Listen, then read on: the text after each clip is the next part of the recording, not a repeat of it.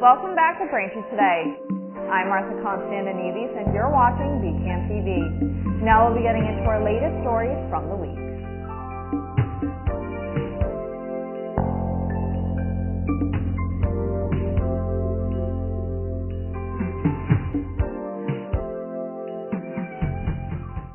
Welcome back to Braintree Today. I'm Martha Konstandinidis and you're watching BCAM TV. Now we'll be getting into our latest stories from the week. Last week, Israel launched an attack against Iran in response to Iran's massive drone and missile attack on its territory. Iranian media and social media reports showed explosions near the city, where Iran has nuclear facilities and an air base.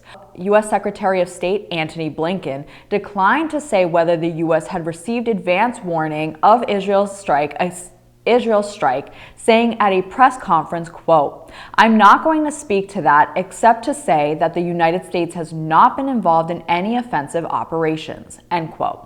Iranian state television repeatedly played down the episode in its broadcast, saying 3 small flying objects had been downed by air defense systems and suggesting they had been launched from within the country. The narrow Israeli attack and Iran's muted response appeared to be an attempt by both sides to calm tensions and avoid a bigger regional conflict. The Israeli action was a response to an unprecedented direct attack by Iran that involved more than 300 drones and missiles aimed at Israeli territory. Staying with news coming out of Israel, the country's military intelligence chief has resigned over his leadership responsibility for the Hamas-led October 7th attacks. Major General Aharon Haliva is the first senior military figure to step down over the Hamas attacks on October 7th. The Israel Defense Forces released an announcement saying, quote, "It was decided that MG Aharon Haliva will end his position and retire from the IDF once his successor is appointed in an orderly and professional process," end quote. In October, Haliva admitted to an intelligence failure by not responding to earlier received intelligence that an attack by Hamas was possible. The attack was widely seen as a major intelligence failure on Israel, with a number of top defense and security officials coming forward to take responsibility to some extent for missteps that led to the attacks. On Sunday, Japanese Navy helicopters crashed into the sea during a training exercise, killing at least one of the 8 crew members on board. The 2 SH-60 patrol helicopters were conducting anti-submarine exercises near Torishima when the incident happened. Defense Minister Minoru Kihara told a press conference that the cause of the crash is under investigation. The 2 flight recorders were allegedly discovered in close proximity to each other, and the probability was high that the 2 helicopters had collided.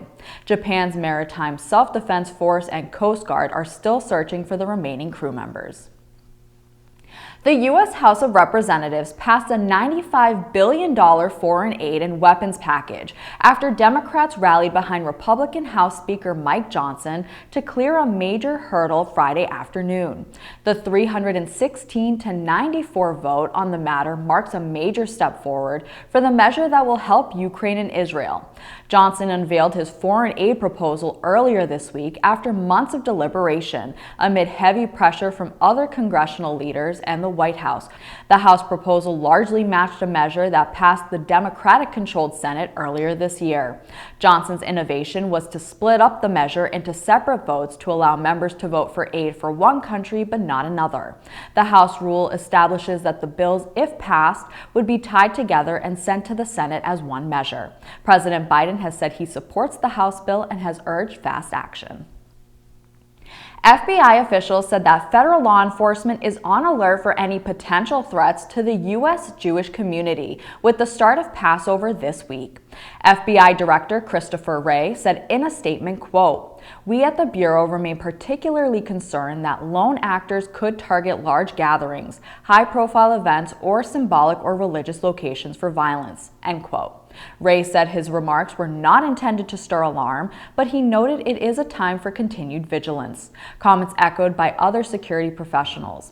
According to the national organization, threats to the U.S. Jewish community had already been elevated before Hamas's October 7th terrorist attack on Israel, but the number of FBI hate FBI hate crime cases tripled in the wake of the incident. Thanks for watching Braintree Today. We'll be right back with more after the break.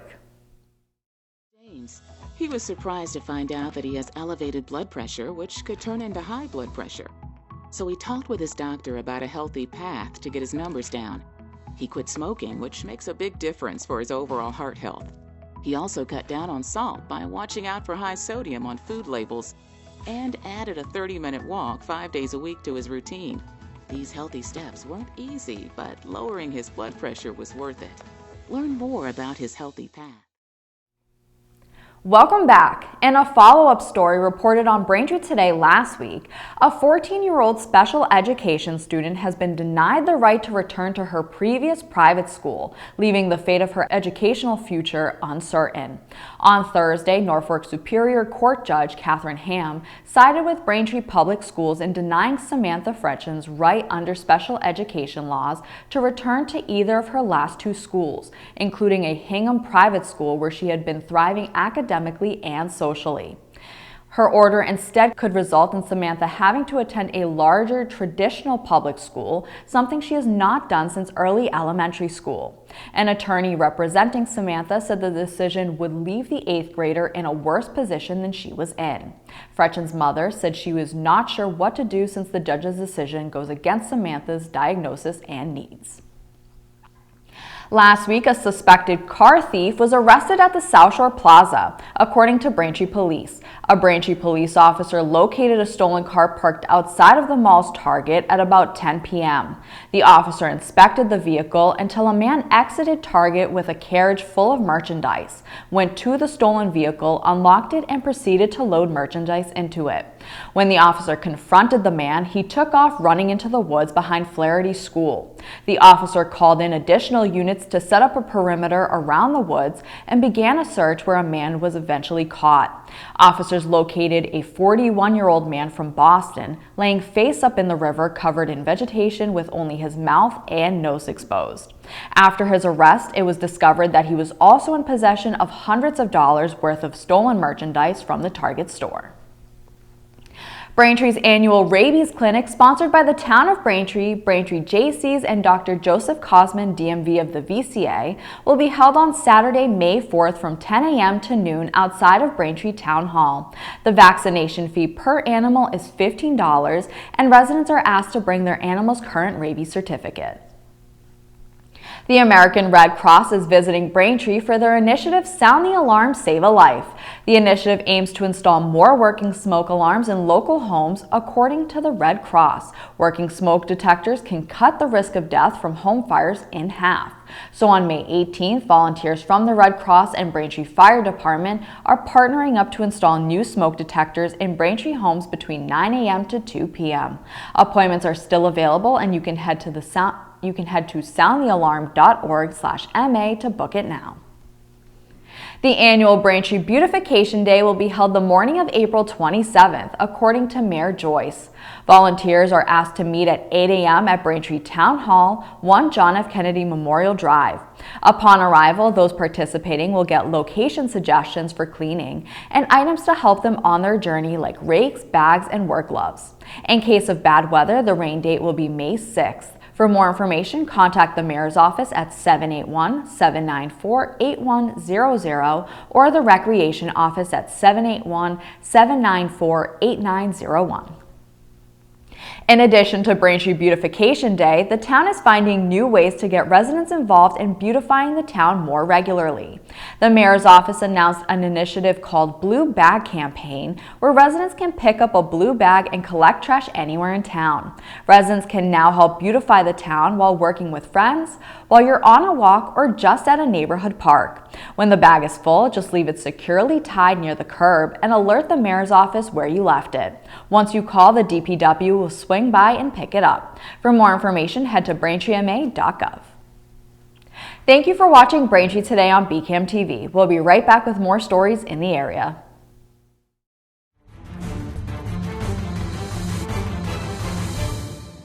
Hi, I'm Tom Lyons, a retired captain from the Quincy Fire Department and the author of the book Fighting Fire, A Proactive Approach. Do you know that electrical failures are the third leading cause of home fires? cords and plugs led in this category, while extension cords dominated this category.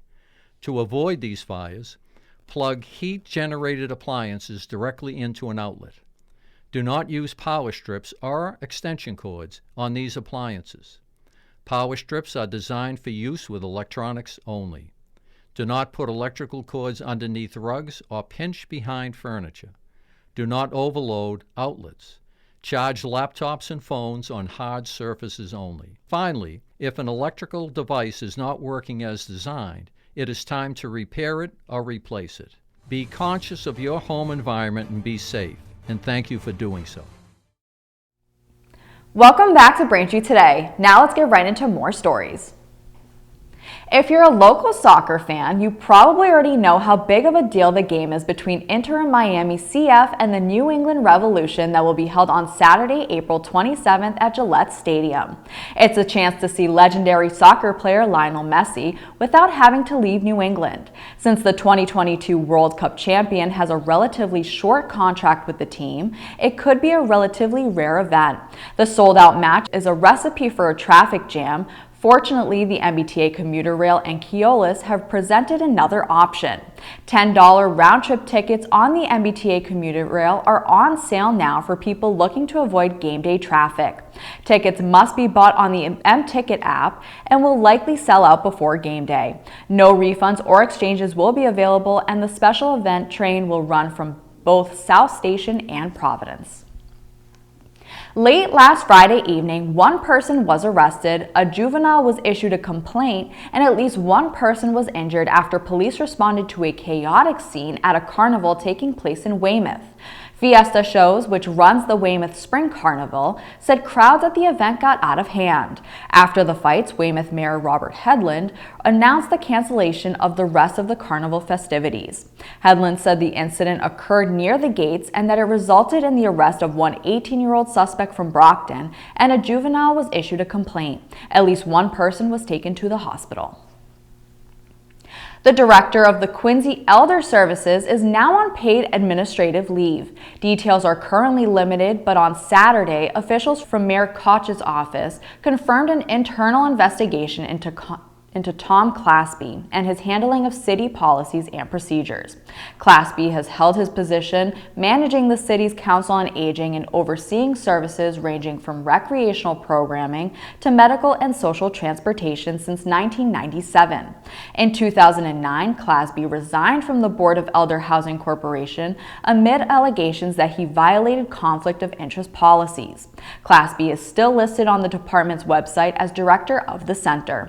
For any information relating to Quincy's Elder Services, head to quincyma.gov. The third annual Quincy Multicultural Festival is scheduled for Saturday, May 11th. Cultural displays will fill Pageant Field for the festival that aims to highlight Quincy's diversity. The event will include performances, food from around the world, and displays put together by Quincy families to showcase their heritage. The festival is registered as a non-profit organization, and the event will raise money to support families interested in participating. The Quincy Multicultural Festival is scheduled for noon to 4 p.m. Saturday, May 11th, and for more information, you can visit quincymulticulturalfestival.org. Experts believe the escalating conflict in the Middle East will cause gas prices to spike this summer, but that's not the only reason you should be prepared to spend more at the pump. According to AAA, gas stations will soon switch over to the summer blend fuel. The gas is better for the environment in warmer weather, but it also costs more to make. In the last week, Massachusetts gas prices have gone up about 5 cents, with the average price of gas sitting at $3.37 per gallon. Thanks for watching Braintree Today. We'll be right back with more in entertainment. That time of the year again, flu season. Getting vaccinated against the flu and COVID-19 can help keep you, your family, and your community healthy. You can even get both vaccines at the same time. Visit mass.gov/flushot to learn more. Welcome back to Braintree Today. First up, let's get into some entertainment news. Dickie Betts, a singer, songwriter, and guitarist for the Allman Brothers Band, died on Thursday in Osprey, Florida. He was 80 years old. In an Instagram post, his family said, quote, "The legendary performer, songwriter, band leader, and family patriarch passed away earlier today at his home in Osprey, Florida, surrounded by his family. Dickie was larger than life and his loss will be felt worldwide," end quote. Now, here's some movie recommendations to help you get through the week. First up, The After is a short film that follows a grieving rideshare driver who picks up a passenger who helps him confront the past. The film stars David Oyelowo and Jessica Plummer. You can watch The After now on Netflix. Next, Baby Reindeer is a mini-series that follows a struggling comedian and barman, Donnie, who meets a lonely woman claiming to be a lawyer. He offers her a cup of tea on the house and she's instantly obsessed. The series is based on the real-life events of Richard Gadd, who stars as Donnie. You can watch Baby Reindeer now on Netflix. And finally, Stolen follows a young woman's struggle to defend her indigenous heritage in a world where xenophobia is on the rise. Climate change is threatening reindeer herding, and young people choose suicide in the face of collective desperation. The film stars Martin Wallstrom and Ellen Oskal. You can watch Stolen now on Netflix.